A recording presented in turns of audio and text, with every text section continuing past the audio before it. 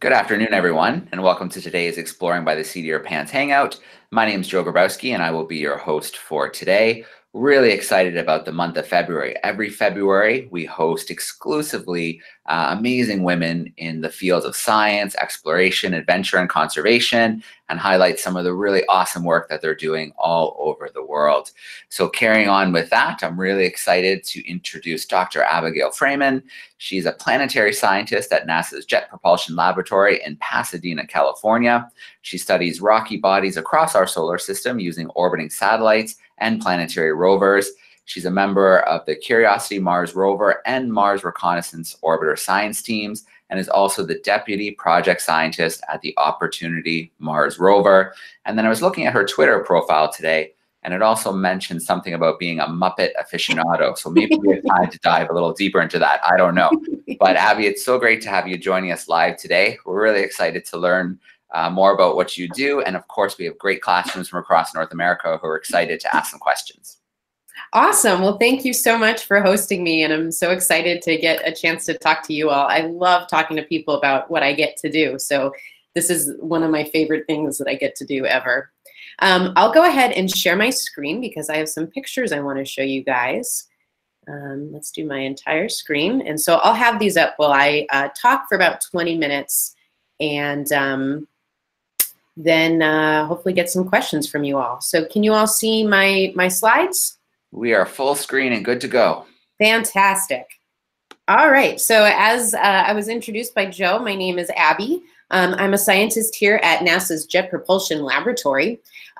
What is the Jet Propulsion Laboratory and how does that relate to NASA? We're one of several NASA centers located in Southern California. Here's a beautiful picture of what the lab looks like, and you can see an arrow pointing to the building that I work in most of the time. But the Jet Propulsion Laboratory is actually one of several different places that make up NASA. So you guys might be familiar with the line, "Houston, we have a problem." That is talking about a NASA center that's located in Houston. That's the Johnson Space Center. Johnson Space Center specializes in human exploration. You might also be familiar with rocket launches coming out of Kennedy Space Center. They specialize in doing those launches. Over at the Jet Propulsion Laboratory, all the way on the West Coast, what we specialize in is robotic exploration of the solar system. So we build rovers and satellites and flyby missions that we're sending to all corners of the solar system. In particular, my field site that I spend most of my time thinking about is Mars. And you've probably heard of Mars, the red planet. It's called this because it's red. Mars is the planet that's located right next to Earth. It's the fourth planet from the sun. And there's a couple reasons that we're particularly interested in studying Mars. First of all, we think Mars might be able to help us understand if we're alone in the universe. Right now, Mars is very, very cold. It's very, very dry. There's no liquid water on the surface. But we think in the past, Mars was once a lot warmer, and we think it was once a lot wetter. And we're really curious in understanding if life arose on Mars. We think the climate of Mars was really similar to the climate of Earth around the time that life emerged. So we ponder, the process that started life on Earth, could it have started life on Mars? So one of the things that we do is, in our exploration of Mars, is we're looking for any evidence that there was life on Mars that arose independently of Earth. And if we find it, it's going to be a huge discovery because that would tell us that the process that starts life is not unique to Earth, and it's probably really prevalent throughout the solar system. Now, we haven't found any evidence for life yet, but we're looking and we're sending more and more sophisticated robots to the surface to help us in this search. I'm also really interested in studying Mars because I think it has a lot of information stored in its rock record that will help us better understand how rocky planets evolve. In particular, we really want to understand, why is Earth habitable today? Why is it such a nice temperature? Why is it such an easy place for life to live? whereas Mars is really difficult. It would be really hard, I think, for life to live on Mars today because it is so cold and dry. So what are the factors that made Earth evolve into a place that was something that was nice for life, and Mars evolve into a place that was something that wasn't nice for life? I think we can find the answer to that question by studying the rocks of Mars and looking back at rocks that are almost 4 billion years old to see the forces that have shaped the climate of this planet. And I think that's an important question because as we find more and more planets around other stars, we really need to understand what are the factors that make some places nice for life and some places difficult for life. We are also interested in studying Mars because, you know, we'd really like to send humans there one day. Maybe one of you guys will get to go to Mars. Wouldn't that be really cool? But before we do that, we need to understand the environment on Mars. We need to understand the kind of radiation that astronauts might experience and how to protect them from that radiation. We need to understand what the dust and what the dust environment is like. We need to understand what the temperature environment is like. So we need to send robots before humans in order to make it safe for humans when we send them in the future. To answer all of these questions, we can turn to the field of geology, which is studying the rocks and studying the way these whole systems work. So part of my job allows me to do geology here on Earth. I go to places that we think are similar to Mars, and I study how things work, and then I can apply what we find there to what we're seeing with the data from Mars. So this is another really fun part of my job. I get to travel all over the world. I hear there's a class from Hawaii there. It turns out Hawaii is actually a really good analog for Mars. A lot of the rocks in Hawaii are just like the rocks on Mars. Iceland is another particularly good Earth spot that we think is similar to Mars. And then a lot of the deserts that here in the southwest of the United States and also all around the world, those are good analogs too because they're really dry places. And we can look at how rocks are shaped in these really dry places. It turns out doing geology on Mars is a little bit more difficult because we can't go out into the field and get down and dirty in the rocks with our hand lens and hack away at the rocks with our rock hammers. So instead, we need to use these robotic spacecraft. So we've actually sent a fleet of orbiters to Mars starting back in the 70s with a mission called the Mariner missions. The first orbiter that went into orbit around Mars was Mariner 9 in 1971. And since then, we have quite a few. Today, we have a couple orbiters that are operating. There's the Mars Odyssey orbiter, which you can see here. That's been around Mars since 2001. We also have Mars Express, which is a mission that the European Space Agency sent. We have Mars Reconnaissance Orbiter. And then not on this chart, we have two more, one called the Trace Gas Orbiter and one called the MAVEN mission. So we've got lots of satellites that we have that help us study Mars from above. These satellites send us spectacular pictures of the surface of Mars. Here's a picture from the Mars Reconnaissance Orbiter from a really, really high resolution camera. It's basically a spy camera that we have that's pointing down at Mars, and we can see these amazing rock formations. Here's an example of some rocks that are layered. So these were probably put down either in a volcanic environment or some sort of a wet environment or a windy environment. We also see beautiful fields of sand. These are sand ripples. You can imagine maybe sort of like the beach.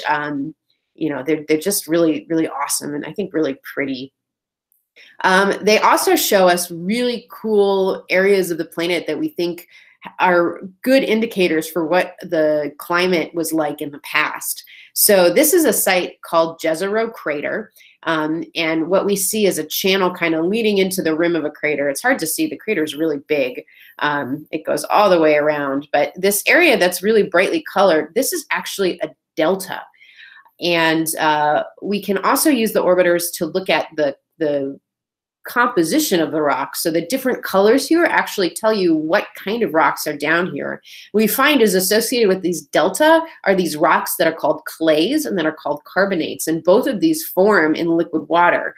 And in fact, what the orbital data tell us about this site is so exciting that we've decided to send our next Mars rover here. And that's going to launch in 2020. And it'll land again in this site called Jezero Crater.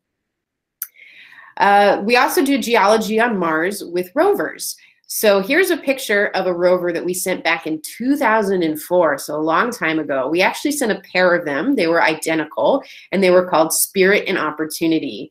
And Spirit and Opportunity were both really designed with the idea that we wanted to do geology on Mars. So these rovers had cameras to take pictures of the rocks. They had another camera on the end of the arm that was kind of like a magnifying glass to get up really close to the rock to see the different textures and fine scale details. And then we also had something called a rock abrasion tool, or we call it the RAT for short. But it basically acts as a geologist hammer. It can drill into the rocks to expose fresh surfaces. And of course, we record everything we do and we send it back to Earth. This is a picture of Opportunity, and it's a rendition of what Opportunity would look like on top of real data, studying the rocks. And so we sent these rovers to the 2 sites on Mars, and in particular, Opportunity found these amazing rock formations that we drove up and down, and we studied them just like we would study rock formations on Earth. And within these rock formations, we saw these really cool, tiny little spheres. They look a little bit like alien eggs, but what they really are special kinds of rock that form in water. They're formed of a mineral called hematite. And these rocks are kind of definitive proof that there was once liquid water on Mars. So Mars was once a lot warmer and wetter. What we think this area looked like billions of years ago was probably something like this. We probably had a little bit of salty water coming up out of the ground, and it was sort of this intermittently wet period.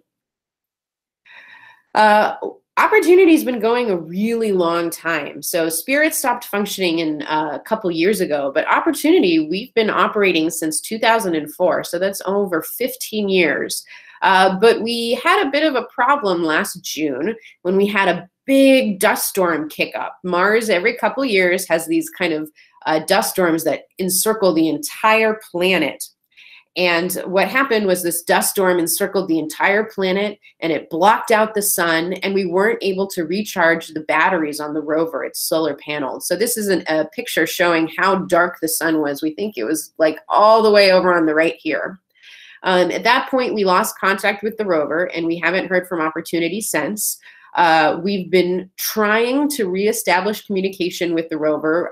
We think, maybe some dust got on the solar panels, and we're hoping the wind will blow it away. So we've been trying that for the last few months. We haven't heard anything yet. So we're starting to get concerned that we might never hear from Opportunity again, but we're still at it. We're still sending commands, hoping we can hear from her.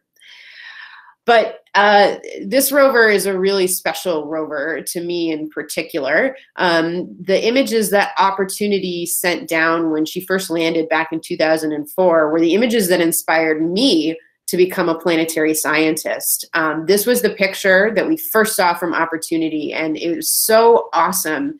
I think it looks like such an alien planet, and it was really exciting for the scientists to be able to see this bedrock in the wall that we see out here, and they were really excited because this is the kind of rock that kind of forms in place, and it can tell you the most information about an area. That's a picture of me actually at JPL. I was a high school student, and I got to come out here and watch the first pictures come in, and that's really the night that I knew I wanted to study planetary science. And just to give you a sense of how long this rover has been going, I know there's a lot of text on this slide, but this is a picture of Opportunity's traverse. We've driven many, many miles since 2004. And along that time, and just how long it's been going, I watched the landing. I graduated from high school. I started college, graduated from college, started graduate school. I got involved in the Opportunity science team as a graduate student. Graduated, got my PhD, started something called a postdoc, which is something that you do after your PhD, finished the postdoc, started at JPL as a research scientist, and was appointed the deputy project scientist for this mission, all within the time that the rover has been roving. So Opportunity has been going a really long time, and it's done really amazing science. And, you know, we thought it was going to last for 3 months, and it's lasted for 14 years. It's awesome. Another one of our rovers that's on Mars that I get to work with during my job is Curiosity. And Curiosity is kind of our robot laboratory chemist. Curiosity has some really special instruments inside that do really sophisticated analysis of rock powders. Here's a picture of the Mars rovers all next to each other. So this little guy down here, this was something we sent in the 60s called Pathfinder. This one is Spirit or Opportunity. And then the one all the way on the right, this huge rover, that's Curiosity. Curiosity is a really big, sophisticated robot. Curiosity landed in a big crater, and what was exciting about the crater was in the middle of it, we see this mound of material, and we were interested in understanding how this mound got here. We could see from orbit that it was layered. When we landed, this is a view of that mountain off in the distance. We had to drive to get there.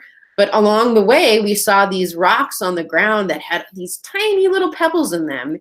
And it turns out these kind of rocks that we saw on Mars are just like rocks that we see in rivers on Earth.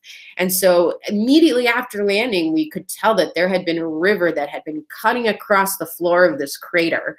When we got to the mound, we saw it was really, really finely layered. This is a view of the mound kind of looking off in the distance.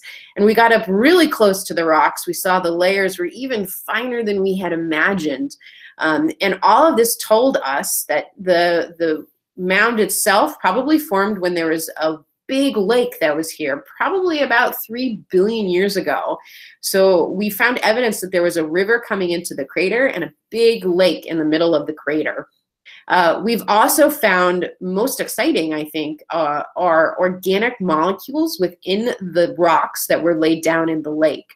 So we know there was a habitable environment here, and we know that the building blocks we need for life are present. We don't know if there was life, but we know that the building blocks were all there.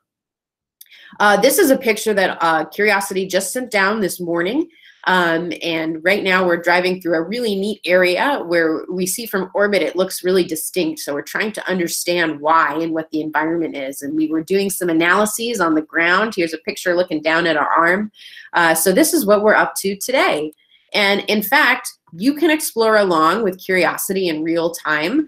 We have blogs that we post online that anybody can read that describe every day what we're up to. And then we also post all of the images that are sent from the rover.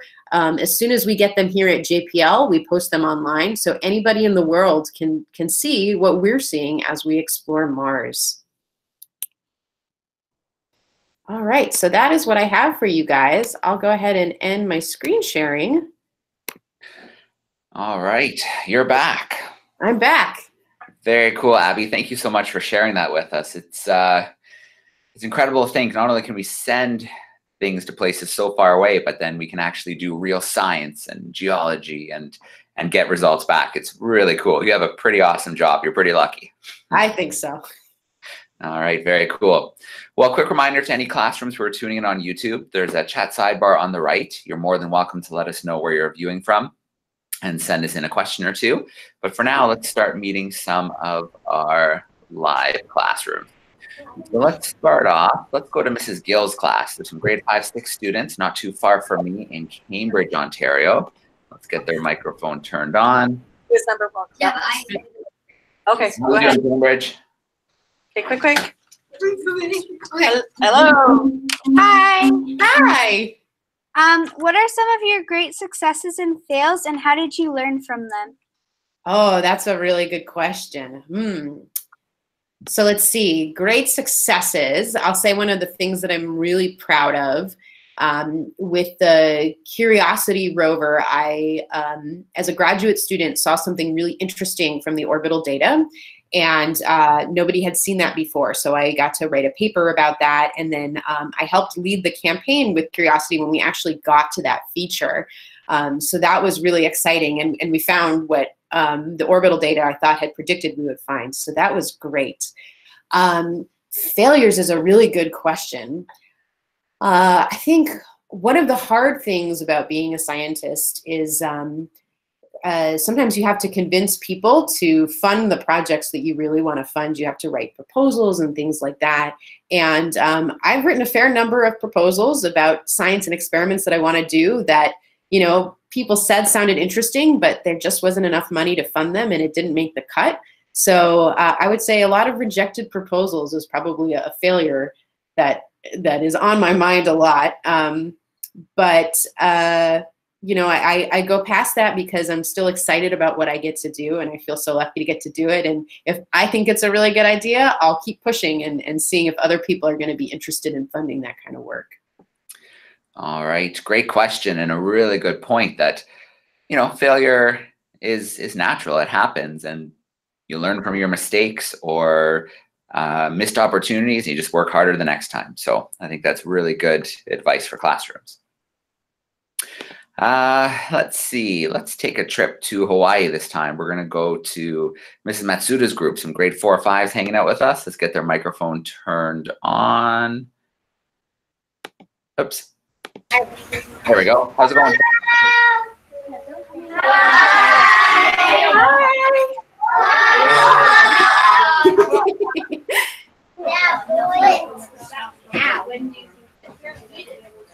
That's a good question. When do you think that humans are going to be able to go to Mars? When do I think that humans can go to Mars? Ooh, you know, I don't know. I hope within the next 15 or 20 years. I know NASA is interested in sending humans to Mars. And then there's also a lot of commercial space companies that are looking into it. SpaceX, which is a new company, really want to get humans to Mars. And they think they can do it in the next 10 years or so. I think we'll have to wait and see. But I certainly hope within our lifetime. Thank you. Who knows? We might have some of the first Mars explorers in some of these classrooms. I think so. We can only hope. Let's see. Let's go to Mrs. Langlois' class. They're joining us in Sterling. I believe that's in Virginia. Let me get their microphone turned on. How are we doing, grade 6s? Good. Yep. Wait, did you? Would it be possible if you could grow something on Mars, like a palm tree? Yeah, would it be possible to grow something on Mars like a palm tree or maybe potatoes? I don't know if you guys have seen the movie The Martian where he grows potatoes in Mars soil. But yeah, I don't see why not. I think you would need to bring some special nutrients from Earth. You know, there's no bacteria in the Martian soil right now that we know of. Certainly you would need to bring your water. You would need to bring an environment that would be warm enough that something would be able to grow and it couldn't freeze. But Mars soil is really similar to, again, kind of the soils we find in Hawaii or in Iceland. So I don't see why you couldn't grow something there. All right, great question. Let's open up another classroom microphone this time. Let's go to Ohio. We've got a group of students who are joining us with Miss June. Grade 5s, I'll just need your help. Your microphone isn't turning on for me. So if you don't mind having someone just turn your microphone on the screen and say hi for us, and then we'll take your question. So it should be at the top. If you click it, it should turn from red to white. Gotcha. You got us? Hey, Ohio, how's it going?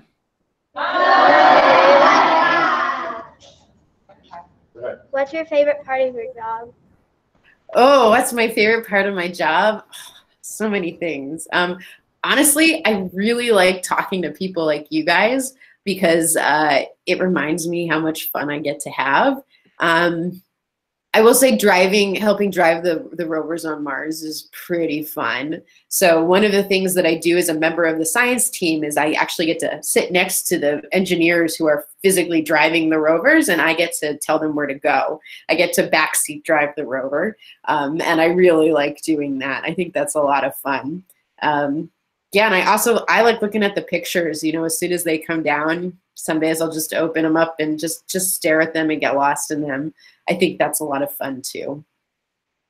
All right, awesome. Let's see. Let's go to Mrs. Foster's class. They are in Tuscaloosa, Alabama. Some more grade 6s hanging out with us. Let's get that microphone turned on. How we doing, Alabama? Good. What made you interested in space? What made you interested in space and working for NASA? Yeah, what made me interested in space and working for NASA? I was actually about your guys' age, and I looked through a telescope for the first time, and I saw the rings of Saturn, and I saw them with my own eyes, you know, direct from Saturn to me through the telescope. And I thought that was the coolest thing I had ever seen. And I think I was just totally hooked after doing that. So yeah, if you guys ever get the opportunity to look through binoculars or a telescope, definitely recommend it because it's way cooler than you realize. All right, great question. Let's see, let's turn on the microphone. We're gonna go to another class here at Grenoble Public School. Some grade 6s hanging out with us here in Ontario. Let's get their microphone turned on. Oh, I lied, it's just off of my screen, so I'll need you guys to turn it on for me. If you guys wanna turn it on and say hi, we'll steal one of your questions from John's group.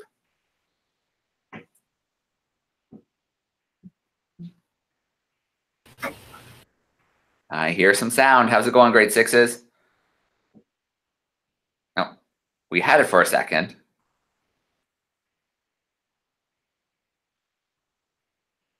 All right, we'll come back to your class after the next question. We'll see. I can say I'm glad to hear there's Canadian classes. One of the instruments on Curiosity was built by Canada. It's called the Alpha Particle X-ray Spectrometer. So it's a very international rover. Yeah, very cool. I'm at the University of Guelph right now, and I think that the university definitely had a role in that. That's it, yep. Let's go to Sarnia. So back to Ontario, grade 6, 7s with Mrs. Fool. Let's get their microphone turned on. There it is. How are we doing, grade 6, 7s? Why do you think that the water on Mars dried up? Ooh, good question. Yeah, why do I think that water on Mars dried up? And that's something that we don't really understand and we're really interested in studying. We think kind of the big picture, what happened was Mars was pretty warm when it formed, and that liquid and on Mars. But as it cooled, the core of Mars also cooled off. It lost its magnetic field. You need a warm core to help sustain a magnetic field. So it lost a magnetic field, and then that stopped protecting the atmosphere. That made the atmosphere get stripped away, and that included some of the water getting lost. And the more you lose the atmosphere, the more water you're going to lose, the more the water is going to be frozen and into the subsurface of Mars. So we think it had something to do with that kind of a process. All right. So this is John's group in Ontario. If you look to the top of your screen, there's a button that looks like a microphone. Oh, I think I hear you. How's it going, grade 6s? There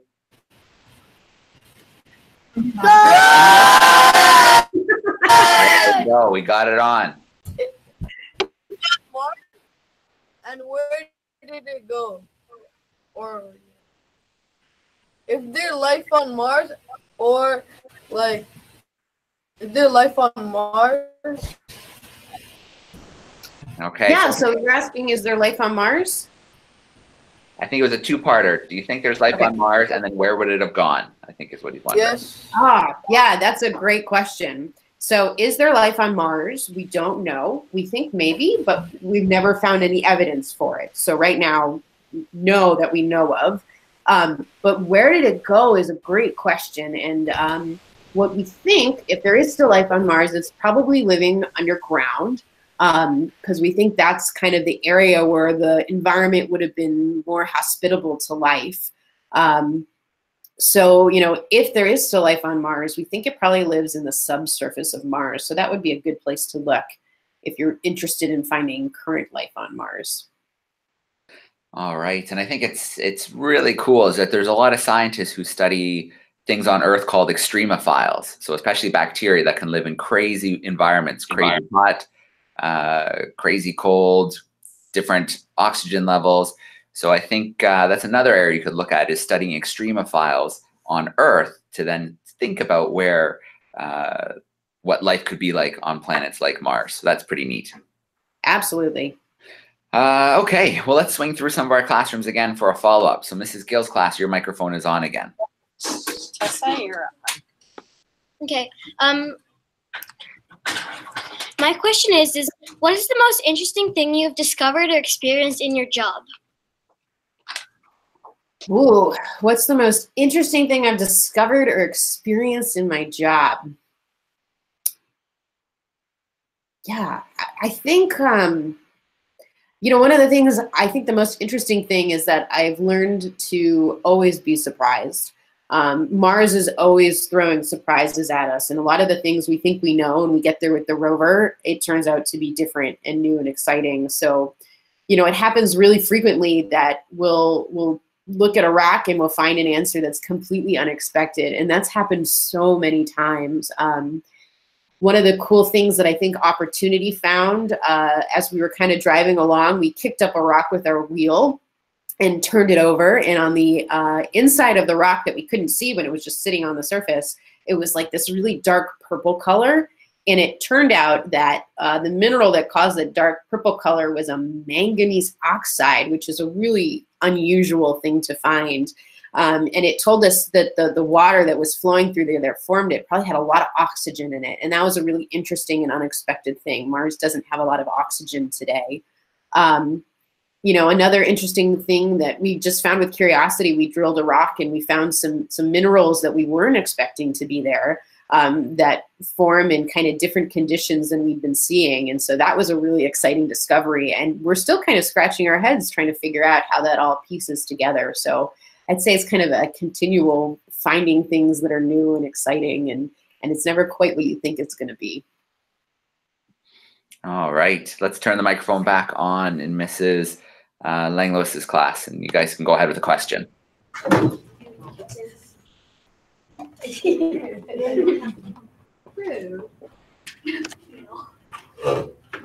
So, would it be possible to bring back the life that was there or could have been there? Yeah, that's a really good question. And actually, we asked ourselves that same question here at NASA, and that's exactly what we're designing our next rover to do. So the rover that we're launching in 2020 is going to be the first phase of actually bringing Mars rocks back to Earth. So we're going to a site where we think if there was life, it would have been trapped in the rocks there. And so we're going to grab those rocks, and then we're going to bring them back here to analyze in our laboratories. The instruments that we think we need to find life are going to be way too big and complicated to put on a rover. So that's why we need to bring the rocks back here. But we do need to be really careful with those rocks. You know, if there are space bugs in there from Mars, we want to make sure we don't infect the planet with something really scary. So we have to be really careful when we bring them back to contain them in a really secure way so that if there is life, it doesn't cause any problems for us here on Earth. All right, a tricky mission, and then I'm sure you have to be really careful you don't contaminate the samples with Earth life too. That's, yes, very correct. All right, let's go back to Hawaii. Mrs. Matsuda's group, your microphone should be on now.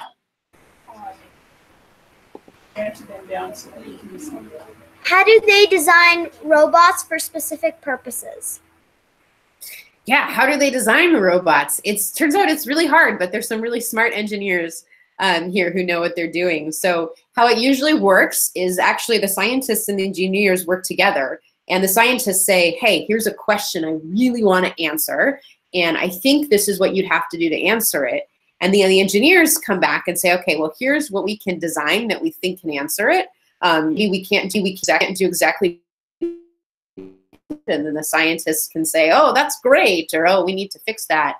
But it's really collaborative between people like me who are asking questions, and then the people like the engineers who work here who actually know how to build things that can solve those questions. And building things for space is really hard. You have to build robots that can work even when it's really cold or when it's really hot, that can work when there's a lot of radiation. You know, if you sent your cell phone into outer space, the radiation would probably fry the electronics really quick.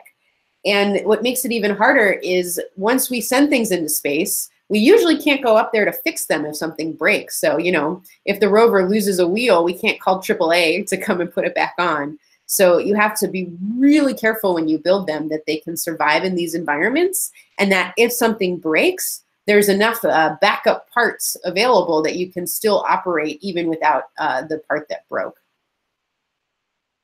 All right, great question. Ohio, Mrs. June's group, if you want to turn your microphone on one more time for us.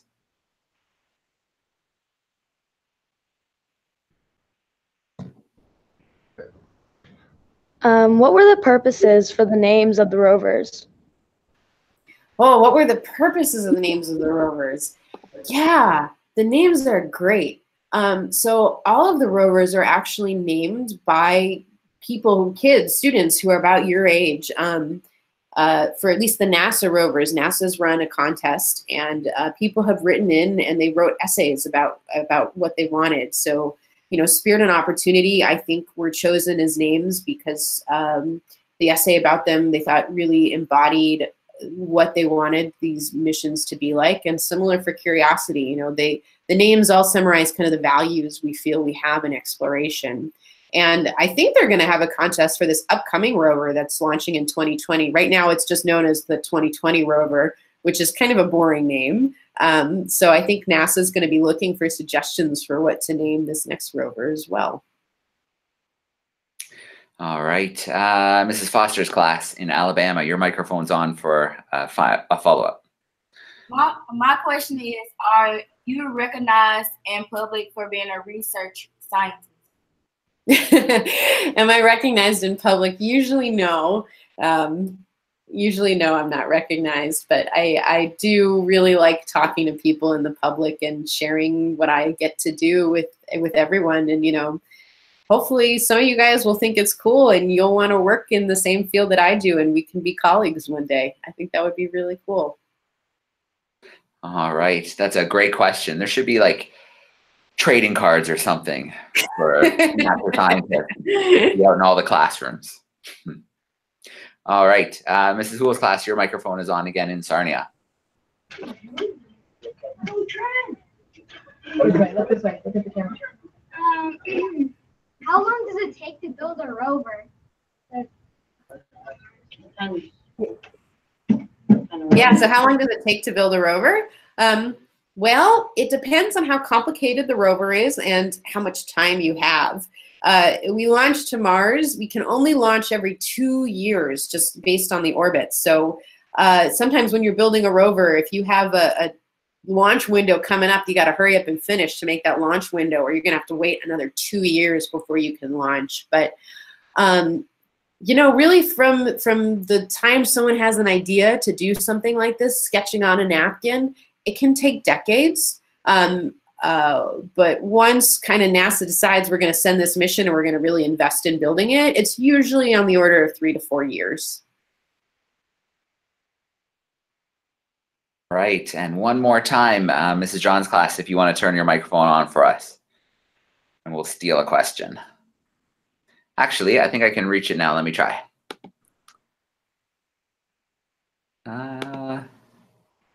No, it didn't turn on. I'll have to get you to turn it on for me, like you did last time. It's a problem. We just pack in so many classrooms that some of the microphones are just out of reach. All right, well, we wait for that microphone to be turned on. You mentioned the movie The Martian earlier, and I'm wondering, as someone who studies Mars, watching that movie, did you think they did a good job with the science, or were you critiquing it a little bit? No, it was awesome. I'm a big fan of that movie. There's one part of the science that's really bad, and that's the dust storm. We do get planet encircling dust storms on Mars, but the atmosphere is so thin, it wouldn't knock over an antenna or a ascent vehicle. But, you know, you kind of needed that to get the story going, so I'm okay with that. I guess the other really unrealistic part was just the way JPL in that movie looked. It was really futuristic. But in reality, it's a lot of buildings from the 60s and 70s. So not quite like that. All right. And I saw Mrs. John's microphone was on, but they muted again. So if you want to turn it on, go ahead and get that last question in.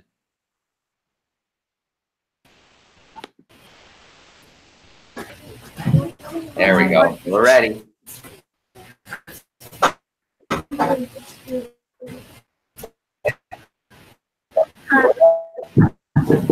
Nice and loud. If people go to Mars, how would they be able to breathe? Yeah, if people go to Mars, how would they be able to breathe? They wouldn't. If they were on the surface of Mars, how would they breathe? Yeah, so people, they wouldn't be able to breathe on Mars. The atmosphere is really thin and it's mostly nitrogen. So you would have to bring along your own air with you. So that's something astronauts going to Mars would have to do. They would need spacesuits and special pressurized places to live so that they could breathe. All right, very cool. I'm sure that technology is coming. I'm sure there'd be lots of recycling of the air and all sorts of things like that to think about. All right. Well, Abby, thank you so much. That was so awesome. Thank you for taking some time from what I'm sure is a very busy day to hang out with our classrooms today, to share your story, the really cool science that you get to work with, the engineering. So we really appreciate having you take some time for us today. Absolutely. It was my pleasure. Thank you guys all for your wonderful questions. All right. And well, the last thing we'll do is I'm going to turn all the microphones on, and boys and girls, nice and loud if you want to say goodbye and thank you before we sign off for today.